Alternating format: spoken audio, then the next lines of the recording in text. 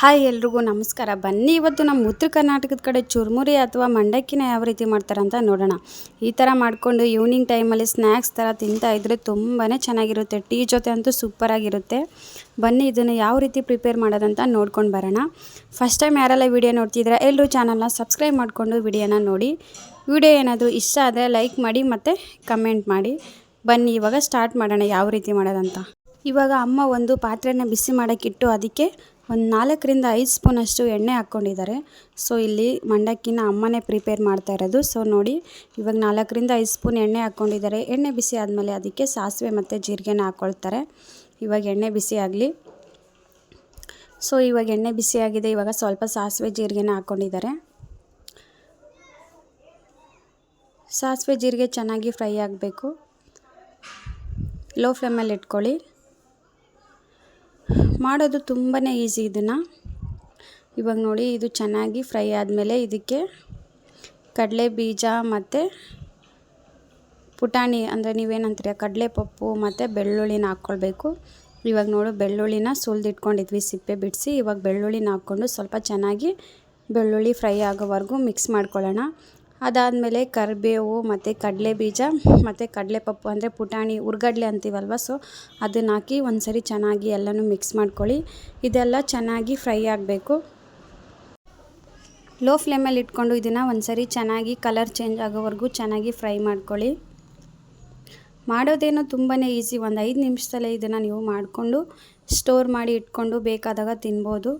ಇವಾಗ ಇದು ಚೆನ್ನಾಗಿ ಫ್ರೈ ಮಾಡ್ಕೊಳ್ಳಿ. ಇವಾಗ ಇದಕ್ಕೆ ಒಂದು ಸ್ವಲ್ಪ ಅರಿಶಿನ ಪುಡಿನ ಹಾಕ್ಕೊಳ್ಳೋಣ. ಇದು ಚೆನ್ನಾಗಿ ಫ್ರೈ ಆಗಬೇಕು. ಅಂದರೆ ಶೇಂಗಾ ಬೀಜ ಕಡಲೆ ಬೀಜ ಹಾಕಿರ್ತೀವಲ್ವ ಅದು ಚೆನ್ನಾಗಿ ಫ್ರೈ ಆಗಬೇಕು. ಕಲರ್ ಚೇಂಜ್ ಆಗಬೇಕು, ಕ್ರಿಸ್ಪಿ ಆಗಬೇಕು. ಅಲ್ಲಿವರೆಗೂ ಇದನ್ನು ಒಂದು ಸರಿ ಚೆನ್ನಾಗಿ ಮಿಕ್ಸ್ ಮಾಡ್ಕೊಳ್ಳಿ. ಮೀಡಿಯಮ್ ಫ್ಲೇಮಲ್ಲಿ ಇಟ್ಕೊಂಡು ಇದನ್ನು ಚೆನ್ನಾಗಿ ಮಿಕ್ಸ್ ಮಾಡ್ಕೊಳ್ಳಿ. ಹೈ ಫ್ಲೇಮಲ್ಲಿ ಇಟ್ಕೊಳ್ಳೋಕೆ ಹೋಗಬೇಡಿ, ಸೀದೋಗಿಬಿಡುತ್ತೆ. ಸೊ ಮೀಡಿಯಮ್ ಫ್ಲೇಮಲ್ಲಿ ಇಟ್ಕೊಂಡೆ ಒಂದು ಸರಿ ಚೆನ್ನಾಗಿ ಮಿಕ್ಸ್ ಮಾಡ್ಕೊಳ್ಳಿ. ಮೊದಲೇ ವಿಡಿಯೋನ ಹಾಕಿದ್ದೀನಿ ನನ್ನ ಚಾನಲಲ್ಲಿ, ನೋಡ್ಕೊಳ್ಬೋದು ನೀವು. ಇವತ್ತು ಅಮ್ಮ ಯಾವ ರೀತಿ ಮಾಡ್ತಾರೆ ಅಂತ ತೋರಿಸ್ತಾ ಇದ್ದೀನಿ. ಬನ್ನಿ ಇವಾಗ ಇದು ಚೆನ್ನಾಗಿ ಮಿಕ್ಸ್ ಮಾಡ್ಕೊಂಡಿದ್ದಾರೆ ಅಮ್ಮ ಎಲ್ಲ. ಇವಾಗ ಇದಕ್ಕೆ ಒಂದು ಸ್ವಲ್ಪ ಅರಿಶಿನ ಪುಡಿ ಖಾರದ ಪುಡಿನ ಹಾಕ್ಕೊಳ್ಳೋಣ. ಅಮ್ಮ ಇವಾಗ 1ರಿಂದ 2 ಸ್ಪೂನಷ್ಟು ಅರಿಶಿನ ಪುಡಿನ ಹಾಕ್ಕೊಂಡಿದ್ದಾರೆ. ಅರಿಶಿನ ಪುಡಿ ಹಾಕಿ ಚೆನ್ನಾಗಿ ಮಿಕ್ಸ್ ಮಾಡ್ಕೊಳ್ತಾರೆ. ಒಂದು ಸರಿ ಸ್ಪೂನಿಂದ ಚೆನ್ನಾಗಿ ಎಲ್ಲನೂ ಮಿಕ್ಸ್ ಮಾಡ್ಕೊಳ್ಳಿ. ಇದು ಎಲ್ಲ ಚೆನ್ನಾಗಿ ಮಿಕ್ಸ್ ಆದಮೇಲೆ ಖಾರ ನೀವು ಎಷ್ಟು ಕ್ವಾಂಟಿಟಿಯಲ್ಲಿ ಮಾಡ್ತಾ ಇದ್ದೀರಾ ಅಂತ ನೋಡಿಕೊಂಡು ಖಾರದ ಪುಡಿನ ಹಾಕ್ಕೊಳ್ಬೇಕು. ಜಾಸ್ತಿ ಮಾಡ್ತಾಯಿದ್ರೆ ಜಾಸ್ತಿ ಹಾಕ್ಕೊಳ್ಳಿ. ಇಲ್ಲ ನಾವು ಒಂದು ಸ್ವಲ್ಪನೇ ಮಾಡ್ತಾಯಿದ್ದೀವಿ ಅಂದರೆ ನೋಡಿಕೊಂಡು ಖಾರದ ಪುಡಿನ ಹಾಕ್ಕೊಳ್ಳಿ. ನಾವಿಲ್ಲಿ ಇವಾಗ ಜಸ್ಟು ಒಂದು 3ರಿಂದ 4 ಸ್ಪೂನಷ್ಟು ಖಾರದ ಪುಡಿನ ಹಾಕ್ಕೊಳ್ತಿದ್ದಾರೆ ಅಮ್ಮ. ಇವಾಗ 3ರಿಂದ 4 ಸ್ಪೂನಷ್ಟು ಖಾರದ ಪುಡಿನ ಹಾಕ್ಕೊಂಡಿದ್ದೀವಿ. ಖಾರದ ಪುಡಿ ಹಾಕಿ ಒಂದು ಸರಿ ಚೆನ್ನಾಗಿ ಮಿಕ್ಸ್ ಮಾಡ್ಕೊಳ್ಳಿ ಎಲ್ಲನೂ. ಮತ್ತು ಸ್ಟವ್ನ ಲೋ ಫ್ಲೇಮಲ್ಲೇ ಇಟ್ಕೊಳ್ಳಿ.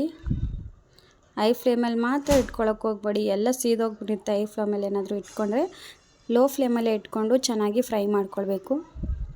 ಇವಾಗ ಇದನ್ನು ತಣ್ಣಗಾಗಕ್ಕೆ ಬಿಡೋಣ. ರೆಡಿ ಆಯಿತು. ಈ ಕಡೆ ನಾವು ಒಂದು ದೊಡ್ಡ ಪಾತ್ರೆಯಲ್ಲಿ ಮಂಡಕ್ಕಿನ ಹಾಕ್ಕೊಳ್ತಿದ್ದಾರೆ ಅಮ್ಮ. ನಿಮಗೆ ಎಷ್ಟು ಮಂಡಕ್ಕಿ ಪ್ರಿಪೇರ್ ಮಾಡ್ಕೋಬೇಕು ಅಂದ್ಕೊಂಡಿದ್ರೆ ಅಷ್ಟು ಮಂಡಕ್ಕಿನ ಈ ಪಾತ್ರೆಯಲ್ಲಿ ಹಾಕ್ಕೊಂಡು ಇಟ್ಕೊಂಡಿದ್ದಾರೆ. ಆ ಕಡೆ ಅದು ತಣ್ಣಗಾಗಬೇಕು. ತಣ್ಣಗಾದ್ಮೇಲೆ ಇದ್ರ ಜೊತೆ ಮಿಕ್ಸ್ ಮಾಡ್ಕೊಳ್ಳೋಣ.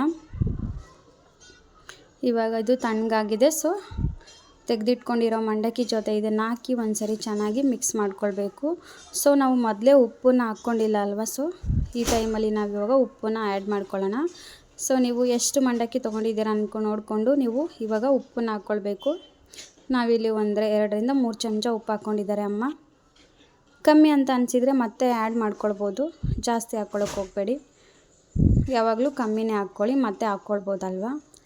ಇವಾಗ ಇದನ್ನು ಸ್ಪೂನಿಂದ ಚೆನ್ನಾಗಿ ಮಿಕ್ಸ್ ಮಾಡ್ಕೊಳ್ಳೋಣ.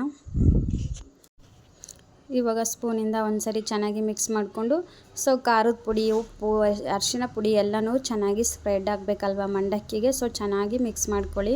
ಸ್ಪೂನಿಂದ ಮಿಕ್ಸ್ ಮಾಡಿಕೊಂಡು ನೆಕ್ಸ್ಟು ಒಂದು ಸರಿ ಕೈಯಿಂದ ಕೂಡ ಮಿಕ್ಸ್ ಮಾಡ್ಕೊಳ್ಳಿ, ಅಂದರೆ ಎಲ್ಲ ಕಡೆ ಸ್ಪ್ರೆಡ್ ಆಗುತ್ತೆ. ಇವಾಗ ಅಮ್ಮನೂ ಕೂಡ ಕೈಯಿಂದ ಸ್ಪ್ರೆಡ್ ಮಾಡ್ಕೊತಿದ್ದಾರೆ, ಅಂದರೆ ಎಲ್ಲನೂ ಚೆನ್ನಾಗಿ ಮಿಕ್ಸ್ ಮಾಡ್ಕೊಂಡಿದ್ದಾರೆ. ಇದನ್ನು ನೀವು ಆರಾಮಾಗಿ ಚೆನ್ನಾಗಿ ಸ್ಟೋರ್ ಮಾಡ್ಕೊಳ್ಬೋದು. ಒಂದು ಬಾಕ್ಸಲ್ಲಿ ಇಟ್ಕೊಂಡು 1 ವೀಕು ಸ್ಟೋರ್ ಮಾಡ್ಕೊಂಡು ಇಟ್ಕೊಳ್ಬೋದು. ಯಾವಾಗ ಬೇಕಾದರೂ ತಿನ್ಬೋದು. ಈವ್ನಿಂಗ್ ಟೈಮಲ್ಲಿ ತಿನ್ನೋಕ್ಕೆ ಚೆನ್ನಾಗಿರುತ್ತೆ. ಇವಾಗ ಇದನ್ನು ಒಂದು ಯಾವುದಾದ್ರೂ ಬಾಕ್ಸಲ್ಲಿ ಹಾಕಿ ಸ್ಟೋರ್ ಮಾಡ್ಕೊಳ್ಳೋಣ. ನೋಡಿದ್ರಲ್ವ ಸಿಂಪಲಾಗಿ ಮಂಡಕ್ಕಿನ ಯಾವ ರೀತಿ ಮಾಡೋದಂತ ತೋರಿಸ್ಕೊಟ್ಟಿದ್ದೀನಿ. ವಿಡಿಯೋ ಏನಾದರೂ ಇಷ್ಟ ಆಗಿದ್ದರೆ ಲೈಕ್ ಮಾಡಿ, ಕಮೆಂಟ್ ಮಾಡಿ, ಮತ್ತು ವಿಡಿಯೋನ ಶೇರ್ ಮಾಡಿ. ಯಾರಾದರೂ ಸಬ್ಸ್ಕ್ರೈಬ್ ಮಾಡ್ಕೊಂಡಿಲ್ಲ ಚಾನಲ್ನ ಅಂದರೆ ಸಬ್ಸ್ಕ್ರೈಬ್ ಮಾಡ್ಕೊಳ್ಳಿ ಎಲ್ಲರೂ. ಇವಾಗ ಮಂಡಕ್ಕಿ ರೆಡಿ ಆಯಿತು ನೋಡಿ. ಯಾರೆಲ್ಲ ಸ್ಕಿಪ್ ಮಾಡದೆ ಪೂರ್ತಿ ವಿಡಿಯೋ ನೋಡಿದ್ದೀರಾ ಅವರಿಗೆಲ್ಲರಿಗೂ ಕೂಡ ನನ್ನ ಕಡೆಯಿಂದ ಥ್ಯಾಂಕ್ ಯು ಸೋ ಮಚ್. ಇದೇ ರೀತಿ ಸಪೋರ್ಟ್ ಮಾಡ್ತಾಯಿರಿ.